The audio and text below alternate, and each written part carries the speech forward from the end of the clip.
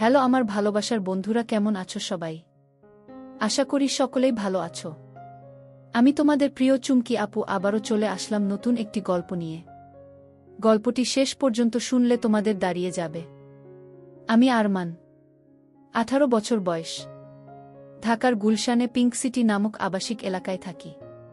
আমার জীবনে একজন মাত্র মানুষ, তিনি আমার মা। আমার বাবা নেই।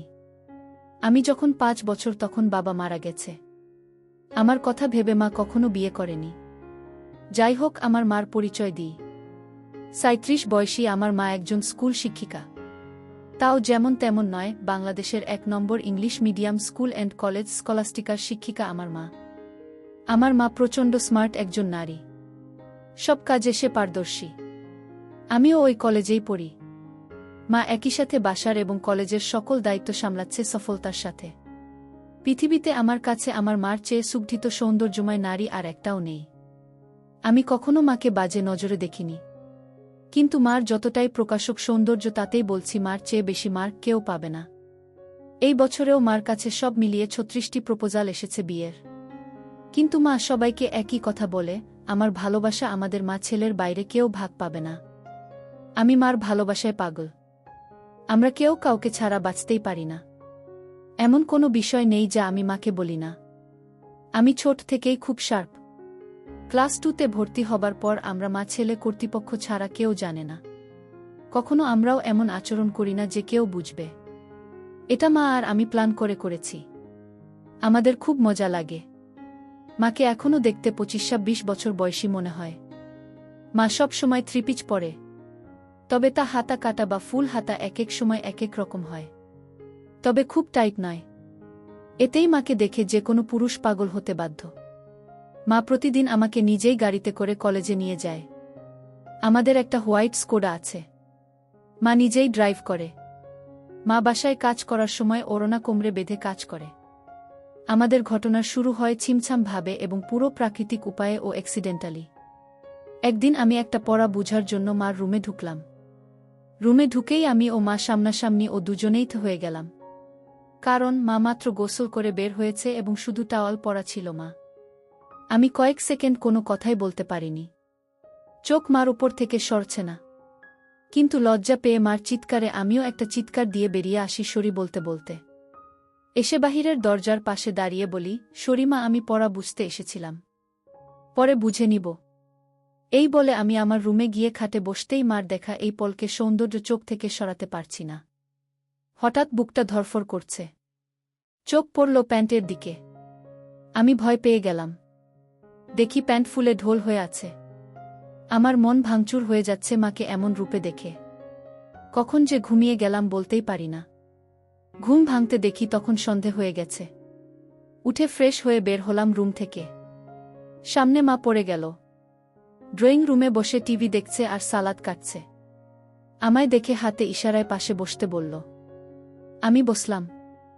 মা একটা হাতাকাটা ব্রাউন সালোয়ার কামিজ পরা ছিল। সুন্দর লাগছে। কিন্তু মার চেহারা দেখে মনটা ভেঙে গেল। আমার সর্বতুল্য মাকে নিয়ে কি সব বাজে চিন্তা করেছি আমি, ছিছি। হঠাৎ মার ধাক্কায় সম্বিত হল। আম্মু, কি হলো বাবা? কি ভাবছিস চুপ করে? আমি, না আম্মু কিছু না। তোর জন্য বিরিয়ানি রান্না করেছি, আয় খাবি চল। মা একদম স্বাভাবিক হয়ে আছে। হয়তো নিজেও লজ্জা ঢাকছে। আমি, আজ আমায় খাইয়ে দিবে আম্মু? মা আমার দিকে এক পলক অপরূপ দৃষ্টি করে চেয়ে বলল, আয় কাছে আয়। আমি হাত বাড়ালাম, কিন্তু মা আমাকে অবাক করে দিয়ে হাত ধরে কাছে নিয়ে তার কোলে থাইয়ে বসিয়ে দিল। আমি বুঝতে পারছি না হঠাৎ এমন করল কেন। কারণ বড় হয়েছি বলে হয়তো এতদিন এমন কোলে নেয়নি, এজন্য অবাক লাগছে। আম্মু, জানিস বাবা, তোকে নিয়ে আমার অনেক স্বপ্ন। আমি জানি মা, আমি বড় মানুষ হয়ে দেখাবো। আম্মু, তুই বুঝছিস না। আমি চাই না তুই টাকা পয়সা কামানোর জন্য জীবন পানসে করিস। আমি মানে? আম্মু মানে হলো কখনো টাকার পিছনে না ছুটে খুশি থাকতে চেষ্টা করবি। টাকা এমনি আসবে। আমি, ও আচ্ছা। মা আমাকে খাইয়ে দিল।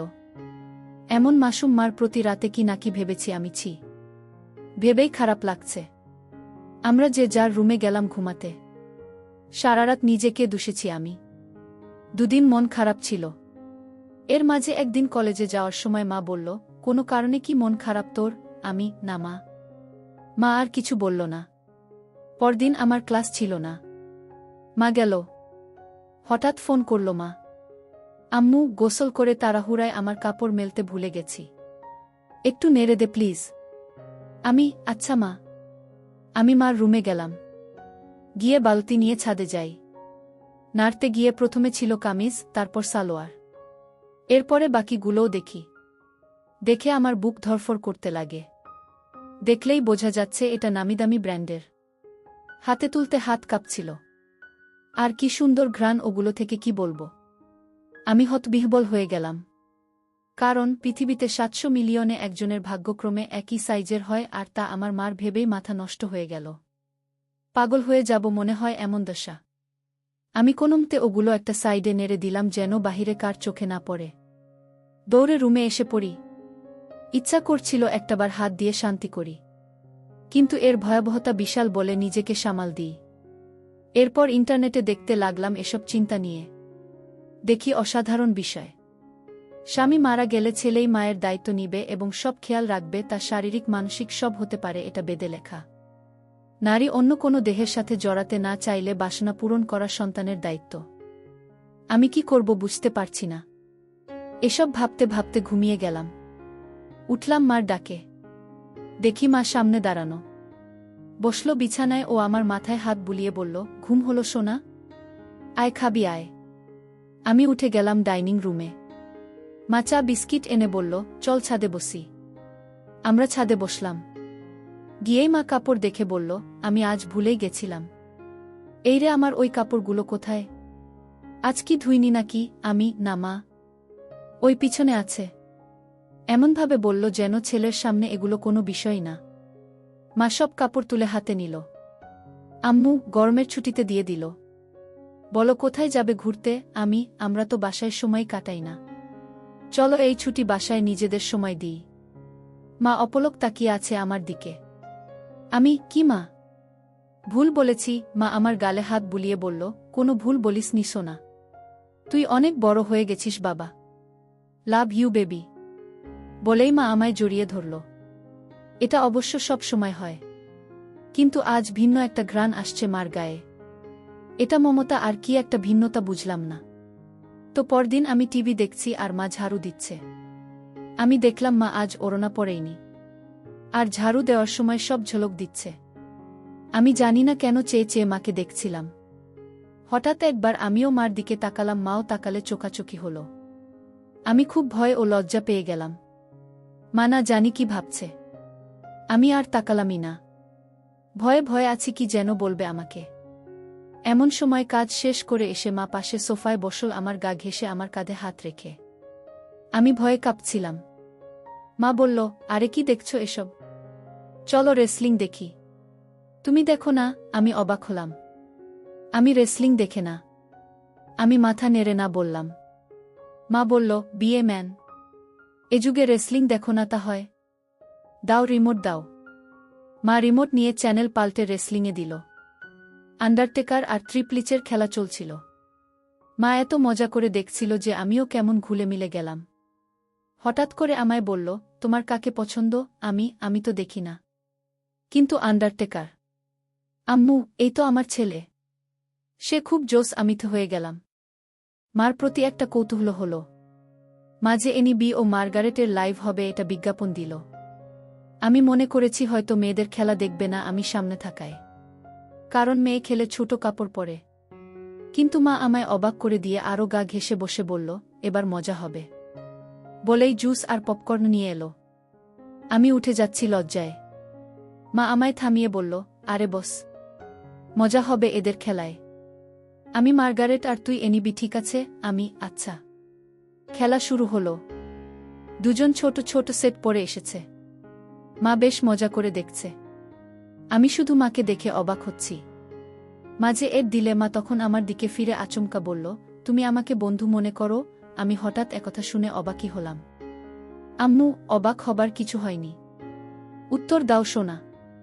আমি, আমার আর কে আছে তুমি ছাড়া? তুমিই তো আমার সব কিছু। আম্মু, তাহলে একসাথে মায়ের সাথে ফ্রি হতে সমস্যা হচ্ছে কেন গাধা? এটা জাস্ট খেলা। আমি আসলে ওরা ছোট কাপড় পরা, তাই মা ছেলে একসাথে এসব দেখা, এজন্য লজ্জা লাগছে। মা হাসতে হাসতে শেষ। আম্মু, আরে বোকা ছেলে, আমি না তোর মা? লজ্জা কিসের আমার সাথে? এগুলো অনেক আগের মূর্খ সমাজে চলত, এখন না। শোনো, আমরা মা ছেলে ছাড়া আর কেউ নেই আমাদের জীবনে। আমরা চিল করব না তো কে করবে বলো? আমি মানে আম্মু, মানে আমরা একসাথে এগুলো দেখলে কিছু হয় না? আর এগুলো পড়ার জন্য এমন লজ্জা কেন? তুই পড়িস না নাকি? আমি আম্মু, আমিও তো পড়ি। তাতে কি হয়েছে? এসব উল্টপাল্ট কথা বলবি না। পোশাক কখনো মানুষের স্বভাব থাকে না। মনে বিষ নিয়ে যদি বুরখা পরে ঘোরা হয় তাহলে বুরখা পরার কোনো মানে নেই। এটা মাথায় রাখবি। আমি মাথা নাড়লাম। এরপর খেলা শুরু হলে দেখা শুরু হলো আমাদের। হঠাৎ মা বলল, চল বাজি হবে, আয় দেখি কে জিতে। আজ মার্গারেট জিতবে। আমিও আর লজ্জা না পেয়ে মাকে সঙ্গ দিলাম। আমরা রক্তহিম করা খেলায় শেষে আমিই জিতে গেলাম। পুরো 5,000 টাকা জিতলাম আমি। কিন্তু মা একটুও মন ভারী করল না। আমি, বাহ, বেশ টাকা আয় হলো। মাঝে মাঝে এমন হলে বড়লোক হয়ে যাব। আম্মু, তা তো হবেই। তবে জিতলি, কি খাওয়াবি বল? আমি, তুমি কি খাবে? আম্মু, তোকে খাবো। আমি, আম্মু, আরে বোকা, এমনি বললাম। আচ্ছা, আমি ঘেমে গেছি, যাই গোসল করে আসি। মা গোসল করতে গেল। আমি টিভি দেখছি। হঠাৎ শব্দ মার গলার। আমি দৌড়ে যাই মার রুমে। গিয়ে আবার্থ হয়ে গেলাম। আজ সে দিনের মতো নয়। কিন্তু আজ মাকে সম্পূর্ণ ভিন্নতর দেখলাম। আমি হাঁ করে তাকিয়ে আছি। আম্মু, কিরে, কি দেখিস? অবাক হয়েছিস না? আমি মাথা নেড়ে হা বলি। কিন্তু এত টাইট যে? আম্মু, ও তুই টাইটের কথা বলছিস? আমি বলছি, এটা আমার অনেক আগের জামা। এই জামার বয়স তোর চেয়ে 2 বছর বেশি। আমি, কি বলছো এগুলো? ওয়াও আম্মু, হ্যাঁ ওয়াও। সুন্দর না? নাকি খারাপ লাগছে? আমি, খারাপ লাগে তোমার ভূত। একদম পরি লাগে আমার মাকে। আম্মু, কিন্তু আসলেই অনেক দিন বলে টাইট হয়ে গেছে, কেমন যেন লাগছে। আমি, যদি কিছু মনে না করো একটা কথা বলি মা? আম্মু, হ্যাঁ বল। আমি, তোমাকে টাইট ড্রেসেই ভালো লাগে। কেন যে সবসময় আলখাল্লা পরে থাকো বুঝি না। মডার্ন যুগের এত ভাষণ আমাকে দাও আর নিজে সেকেলে। মনেই হয় না ইংলিশ মিডিয়ামের টিচার তুমি। আম্মু, হাহা, আমার বদমাইশ ছেলে। আয় বুকে আয়। আমি, ইদানিং তুমি চেঞ্জ হয়ে যাচ্ছ যে, খুব আদর সোহাগ করছো যে। মা আমায় ছেড়ে দিয়ে মুখটা মলিন করে বাথরুমে চলে গেল। আমিতে ভয় পেয়ে গেলাম। কি বলতে কি বলে দিলাম। একটু পরে মা আবার আলখাল্লা পরে হাতে ওই জামাটা এনে আলমারিতে রেখে ধপাস করে বন্ধ করে নিচে কিচেনে চলে গেল। আমি কি বলবো বুঝতে পারছি না। আমিও পিছনে গেলাম। বললাম, মা রাগ করেছ? সরি মা, আর এমন বলবো না। মা কথাই বলছে না। আমি পিছনে ঘুরছি, কিন্তু মা পাত্তাই দিচ্ছে না, শুধু চোখে পানি ভরে কাজ করছে। কিচেনের জিনিসে রাগ ঝাড়ছে। টেবিলে খাবার দিয়ে মা উপরে যাচ্ছে। তখনই আমি মার পায়ে পড়লাম ও বললাম, আর কখনো এমন বলবো না মা, ক্ষমা করে দাও। কেঁদো না মা, তুমি ছাড়া আমার আর কে আছে বলো? মা কেঁদে দিয়ে আমায় জড়িয়ে ধরে বলল, আমিও তো তাই বলছি। তুই ছাড়া আমার আর কে আছে? তোকে আদর সোহাগ করব না গো কাকে করব? তুই তো আমার সবরে পাগল। আমি, সরি, আর হবে না মা। আম্মু, আমি সবসময় তোকে ভালোবাসি বোকা। আর এমন বলিস না। আমাকে প্লিজ একা করে দিস না তোর বাবার মতো। আমি, না মা, আমি তোমার সব কথা শুনব ও মেনে চলব। আমি, আমারও সব কথা মানতে হবে তাহলে? মা মুচকি হেসে চোখ মুছে বলল, তাহলে ওই ড্রেস পরে এসো আর আমাকে খাইয়ে দাও। মার মুখে উজ্জ্বল হাসি। মা রুমে গিয়ে মিনিটে চলে এলো ওই ড্রেস পরে। আমি বললাম, তোমায় একদম ক্লাস 10-এর মেয়ে মনে হয় মা। যে কোনো কাপড়েই বোঝাই যায় না তোমার বয়স 37। মা মুচকি হেসে আমায় নিয়ে বসে খাওয়াতল। তারপর আমরা যে যার রুমে গিয়ে ঘুমালাম। এভাবে মা আর আমি আর কিছু না করে ছুটি শেষ করলাম। ছুটির পরে আমাদের কলেজে একটা সাংস্কৃতিক অনুষ্ঠান হয়। সবাই নাম দেয়, আমিও নাম দিই গানে। আমরা পারফর্ম করি, অনেকেই অনেক রকম করে। মেয়েরাও পারফর্ম করে ড্যান্সে। হঠাৎ একটা ড্যান্স চালু হয়। দেখলাম কয়েকজন মাঝবয়সী নারী ঘোমটাস দিয়ে স্টেজে উঠল। এরপর গান চালু হতেই ঘোমটা খুললে আমি আকাশ থেকে পড়লাম। মা লিডিং ড্যান্সার আর মারাত্মক লাগছে তাকে। মা একটা হলুদ শাড়ি পরেছে যা মারাঠি স্টাইলে বাঁধা ও নাভি বরাবর। এতেই সবার হৃদ স্পন্দন বাড়িয়ে দিল। সবাই হুররে করে অনুষ্ঠান শেষ করল। আমি আমার মা এত সুন্দর নাচে তা জানতাম না। ছেলেরা সবাই তো বলছেই, সাথে মেয়েরাও বলছে ম্যাম খুব হট। আমার খুব গর্ব হলো এটা শুনে। আমরা বাসায় গিয়ে আমি মার সাথে কথা বলছি না। মাতা দেখে বলল, কি হয়েছে আমার প্রাণ ভোমরা? আমি, ইস, আবার প্রাণ ভোমরা বলছে। কখনো তো বলনি নাচতে পারো। আমাকে তো কখনো নাচ করে দেখাওনি। মা আমার কাছে সোফায় বসে গা ঘেঁষে বলল, এই যে মশাই, আপনাকে সারপ্রাইজ দিতেই বলিনি আগে। এখন আপনিও তো অবাক হলেন, তাই না? আপনার জন্য এত কিছু করলাম, আর আপনি যদি মন খারাপ করে থাকেনও তাহলে হয়? সরি। আমি, আচ্ছা ঠিক আছে। তুমি এত সুন্দর নাচতে পারো আমি জানতামই না। আর কি ড্রেস পরেছ তুমি ওখানে, আমি অবাক। কখনো তো এমন খোলামেলা পোশাকে দেখিনি। আম্মু, খোলামেলা কই? এত মারাঠি স্টাইল। আর খোলামেলা কি বলছো? আমাকে কি খুব খারাপ লাগছিল? আমি, নাউজুবিল্লাহ। তোমাকে আর খারাপ লাগবে তা অসম্ভব। পৃথিবীর সবচেয়ে সুন্দর নারী আমার মা, আর তাকে খারাপ লাগবে? তোমায় মারাত্মক লেগেছে মা। মা আমার গাল ধরে বলল, হুম, থ্যাংক ইউ। আম্মু, মা একটা কথা বলি? আম্মু, হ্যাঁ বল। আমাকেও একদিন নেচে দেখাবে প্লিজ? আম্মু, তুই আমার নাচ দেখবি? ভালো লেগেছে, আমি ভাবতেও পারিনি এত সুন্দর নাচ তুমি। আজ সবাই তোমার প্রশংসা করছিল। প্লিজ মা, দেখাবে বলো না? আম্মু, অবশ্যই দেখাবো সোনা। আমার পৃথিবী তুই। আর তোকে খুশি করতে সব করতে পারবো। বল, কি ড্যান্স দেখবি? আমি, যেই কস্টিউম আছে তার বিচারেই যা ইচ্ছা তোমার। আম্মু, আচ্ছা তুই বস, আমি আসছি বলে মা পালালো রুমে। একটু পরে এসে আমায় পুরো চমকে দিল। মা একটা শাড়ি পরেছে যা ট্রান্সপারেন্ট মেরুন রঙের, ফলে সব উদীয়মান। দেখে আমি সোফা থেকে দাঁড়িয়ে যাই। মা আমায় এমন উঠতে দেখে বলল, এখন আমি তোর টিচার নই বোকা। দাঁড়াচ্ছিস কেন? আমি যেন কেন বলে দিলাম, তোমায় আজকে সত্যি অসাধারণ হট লাগছে মা। বলার পর খেয়াল হলো আমি কি বললাম। জিভ কেটে বললাম, ওফ সরি মা, আমার ভুল হয়ে গেছে, আর বলবো না এমন পচা কথা। মা আর চোখে একটা চাহনি দিয়ে বলল, আমি কি হই তোর বলতো? আমি, আমার মা। আম্মু, তাহলে এমন কেন করছিস? মা নাকি তার সন্তানের কাছে সবচেয়ে সুন্দর হয়। তুইও তো বললি। তো প্রশংসা করতে এত দ্বিধা কিসের? আমি, ওইয়ে ভাষাটা বিব্রত তাই। আম্মু, চুপ করত। কোনো বিব্রত নয়। এদেশীয় ভীত সংস্কৃতি তোর ভিতরে কিভাবে এলো বুঝলাম না। হট কোনো বাজে শব্দ নয়। যাকে যা লাগে তাই বলা উচিত, বুঝেছিস? চাইলে আরও গভীর কিছু বলতে পারিস। আমি ভ্যাবলা হয়ে বললাম, হ্যাঁ, কিন্তু মাকে এসব চজাতীয় কথা বলা কি ঠিক? মা আমায় হাত ধরে সোফায় বসে বলল, আম্মু দেখছো না, আমি তোর মা। আমায় তুই যা খুশি বলতে পারিস।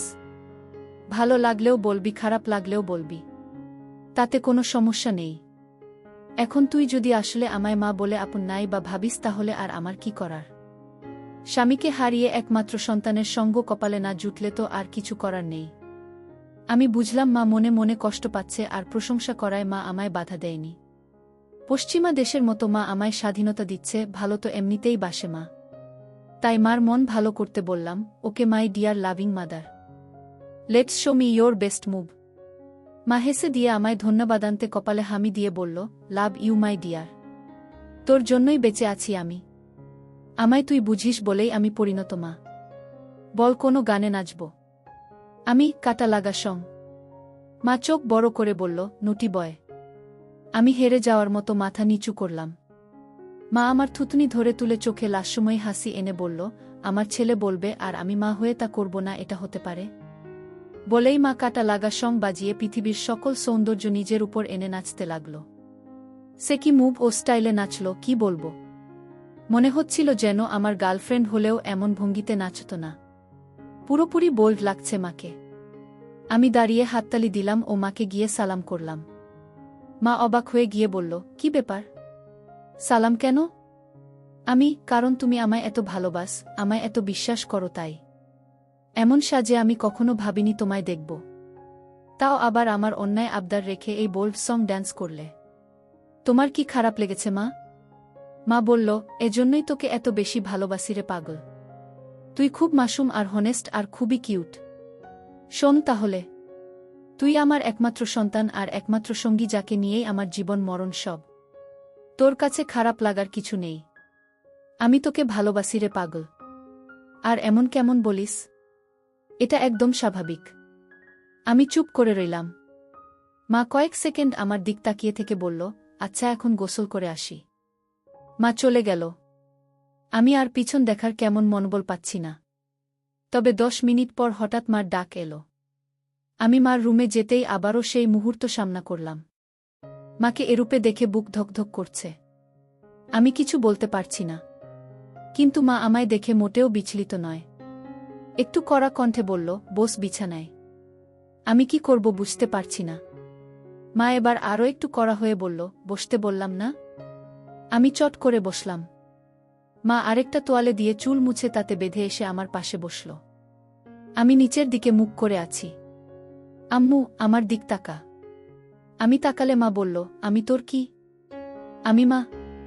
আম্মু, আমি খেয়াল করছি সেই দিন এমন তোয়ালে পরা দেখার পর থেকে তুই পাল্টে গেছিস। কেন করছিস? আমি সরি মা।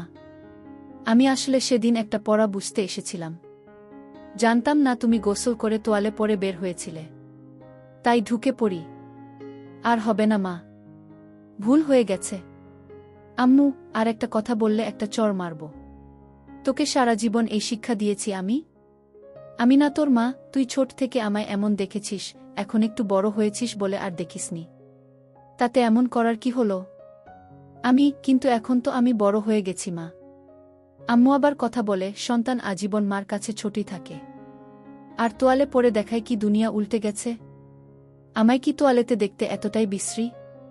আমি মার মুখে হাত দিয়ে বললাম, না মা। দুনিয়াবি সবচেয়ে সুন্দর তুমি, যা সব কিছুতেই। আম্মু, তাহলে এত কাহিনী কেন? আমি ভেবেছি তুমি আমায় কি নাকি ভাববে, তাই ভয়ে ছিলাম। আম্মু শোনো, আমরা ছাড়া আর কে আছে যে নিজেদের স্পেসটুকুও নষ্ট করব? তোয়ালে পরে দেখলে কিছুই হয় না পাগল। আয় বুকে আয়। এরপর মা বলল, তোর খিদে লাগেনি? যা ড্রয়িং রুমে বস। আমি আসছি। আমি অপেক্ষা করছি। মা এলো কিচেনে। রান্না করছে আর গুনগুন করে গান গাইছে। আমি পিছন থেকে জড়িয়ে ধরলাম মাকে। পিছন তাকিয়ে দেখে আমি হাত সরিয়ে নিই। মা মুচকি হেসে আমার হাত ধরে গান গাইতে থাকল। আমি আগে কখনো এত খুশি হয়নি। আম্মু, আমার জীবনে এমন একটা ছেলে থাকলে খুশি হব না? বল কি খাবি? আমি স্যুপ। আম্মু আচ্ছা যা টিভি দেখ। আমি আসছি স্যুপ নিয়ে। আমি বসে টিভি দেখছি। মা স্যুপ এনে আমায় খাইয়ে দিল ও নিজেও খেল। আম্মু আচ্ছা আমার কিছু শপিং করতাম। তুই থাক একটু বাসায়। আমি চলে আসব তাড়াতাড়ি। মা শপিং করতে চলে গেল। এলো অনেকগুলো ব্যাগ নিয়ে। সব নিয়ে সোজা রুমে রেখে এলো। আমি কি কিনলে? আম্মু এমনি কিছু জিনিস। মা এড়িয়ে গেল। বুঝলাম হয়তো নিজের কাপড় কিনেছে। তা তো আর ছেলেকে দেখানো যায় না। যাই হোক, পরদিন কলেজে যাওয়ার জন্য গাড়িতে বসে আছি মার জন্য। মা গেট লাগিয়ে যখন গাড়িতে এলো তখন আমি আকাশ থেকে পড়লাম। মা একটা হলুদ ট্রান্সপারেন্ট শাড়ি পরেছে ম্যাচিং ব্লাউজের সাথে। আমি আকাশ থেকে পড়লাম মাকে এমন রূপে দেখে। মা আমার চেয়ে থাকা দেখে বলল, কি হলো এমন তাকিয়ে কেন আছিস? তুমি অনেক পাল্টে গেছো মা। মা মুচকি হেসে বলল, এটা কি তোর খারাপ লাগছে? আরে না না, আমার কাছে উল্টো ভালো লাগছে। মা চোখ কুঁচকে বলল, ভালোটা আবার কেন? আমিও চাই তুমি নিজের জীবন সাজাও, ভালো ও খুশি থাকো। পোশাকটা না হয় তারই শুরু। মার মুখে উজ্জ্বল গর্বের হাসি। I am proud of you baby. Me too mom. আজকে অসাধারণ লাগছে মা। আম্মু, আমি ভাবছি এখন থেকে শাড়ি পরব। ভালো ডিসিশন। কিন্তু শুধু শাড়ি কেন? আম্মু এমনি না হলে আর কি পরা যায় বলতো? আমাকে জিজ্ঞেস করছো? মা কাকের মতো আশেপাশে তাকিয়ে বলল, আর কাউকে দেখছিস গাড়িতে? আমি না, মানে একজন মা তার ছেলের সন্তানের কাছে পোশাকের সিদ্ধান্ত চায় তাই বললাম। বাংলাদেশে এটা স্বাভাবিক নয়। আম্মু, আমার কাছে সব কিছু তুই। তাই আমার কমেন্ট তুই করবি। বল কেমন পড়ব? আমি সত্যি ফ্র্যাঙ্কলি বলবো, আম্মু এবার চড় খাবি? আমি সরি। আম্মু বল। আমি a bit of western you know. মা আমার দিকে তাকিয়ে রইল কয়েক সেকেন্ড। মার এই রহস্যঘন তাকানো বুঝি না। আম্মু ওয়েস্টার্ন? হুম বলেই মা গাড়ি চালাতে লাগল। কিছু দূর যাবার পর একটা ঝোপের কাছে গাড়ি দাঁড় করালো। আমি বুঝতে পারছিলাম মা কেন গাড়ি দাঁড় করিয়েছে। মা গরম গরম নিঃশ্বাস ফেলছিল আর হাতটা আমার নিচের দিকে বাড়িয়ে দিতে লাগল। আমি বুঝতে পারছিলাম মা আর নিজেকে আটকে রাখতে পারছে না। নিজের ছেলের সাথে সেই নিষিদ্ধ কাজটা করতে চাচ্ছিল।